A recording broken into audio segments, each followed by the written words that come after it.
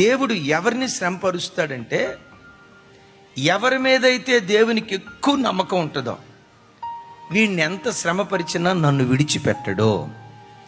ఎన్ని ఇబ్బందులు ఈ వ్యక్తి జీవితంలో నేను అనుమతించినా ఆ శ్రమలను అనుభవిస్తూ నన్ను స్తుతిస్తానే ఉంటాడు, కానీ ఆ శ్రమలను అనుభవిస్తూ నన్ను ఆరాధించే ఆరాధికుడిగా బ్రతుకుతాడే కానీ, దేవా నాకెందుకు ఇలా చేశావు, నా జీవితంలో ఈ రోగాన్ని ఎందుకు అనుమతించావు, నా జీవితంలో ఈ అపజయాన్ని ఎందుకు అనుమతించావని ఇతడు నన్ను ప్రశ్నించడో, నా మీద తిరుగుబాటు చేయడో, నన్ను విడిచిపెట్టి దూరంగా వెళ్ళిపోడో, కలిగిన శ్రమను బట్టి నన్ను నిందించడం కానీ దూషించడం కానీ వీడు చేయడో.